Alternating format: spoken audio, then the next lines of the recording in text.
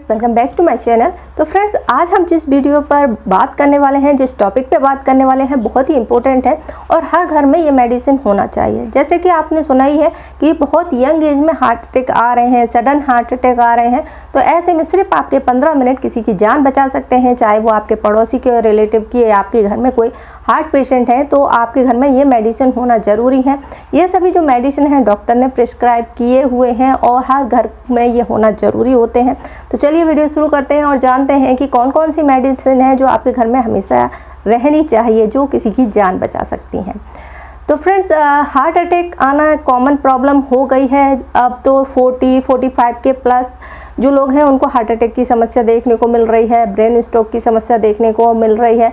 और कई बार तो ऐसे केसेस सुनने में आते हैं जिनको कोई ब्लॉकेज वगैरह की प्रॉब्लम नहीं थी और अचानक उन्हें सडन हार्ट अटैक आ जाते हैं, यानी कि यंग एज में हार्ट अटैक की प्रॉब्लम देखने को मिल रही है। इसका सबसे बड़ा रीज़न होता है हाई बीपी, टेंशन, और जो कि आप ईसीजी कराने जाते हैं तो उसमें ये सभी चीज़ें नहीं आती हैं, क्योंकि ईसीजी में 70% जो ब्लॉकेज होते हैं, 70% से जो ज़्यादा ब्लॉकेज होते हैं वही आते हैं और माइनर होते हैं वो नहीं आते हैं।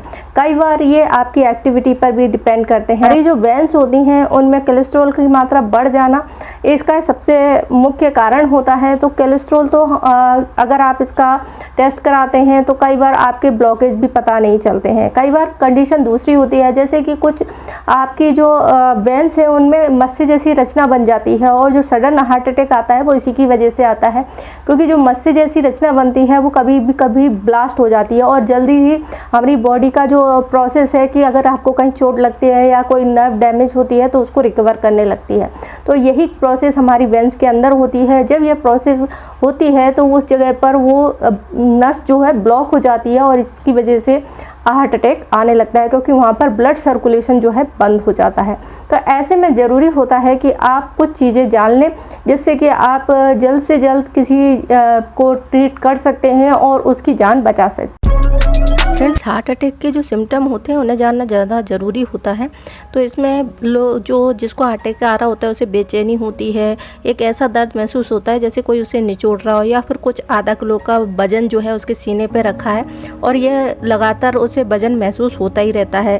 दर्द और बेचैनी के साथ में सीने के ऊपरी भाग में या अन्य हिस्सों में, या फिर उसके एक या दोनों हाथ में, पीठ में, गर्दन में, पेट, दांत और जबड़े में दर्द महसूस हो सकता है। मरीज़ को ठंडा लग सकता है, उल्टी आ सकती है, चक्कर आ सकते हैं। सबसे पहला ज़रूरी होता है कि इमरजेंसी नंबर हर घर में होना चाहिए जो आपके नज़दीकी हॉस्पिटल का हो, जहां पर पेशेंट को जल्द से जल्द पहुंचाया जा सके। तो ये चीज़ हमेशा नोट करके रखें।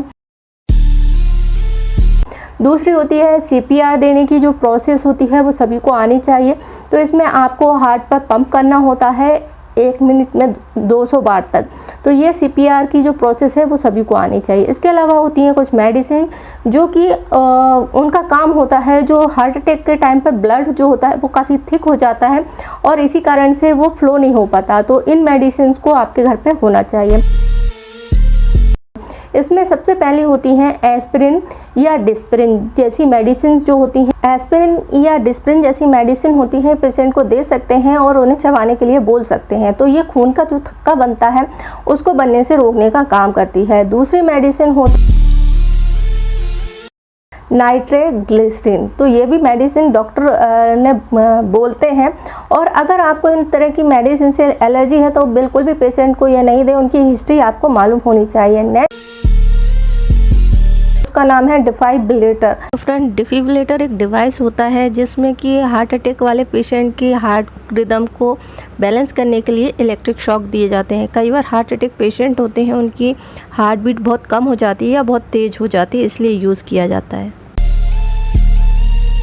नेक्स्ट होती है सॉर्बिट्रेट। तो ये जो मेडिसिन है 5 mg की लेके रखनी चाहिए। तो ये सभी मेडिसिन अगर आप ले रहे हैं या ख़रीद रहे हैं तो अपने डॉक्टर से एक बार कंफर्म कर लें, और अगर आपके घर में ऐसा कोई पेशेंट है तो उसकी स्थिति या हिस्ट्री को देखकर ही ये मेडिसिन यूज़ करनी है। लेकिन ये मेडिसिन किसी की जान बचा सकती हैं, इसलिए आपके घर में होना ज़रूरी है। तो ये छोटी सी जानकारी आपको पसंद आई है तो इसको ज़्यादा से ज़्यादा शेयर कीजिए, क्योंकि ये किसी की ज़िंदगी का सवाल है।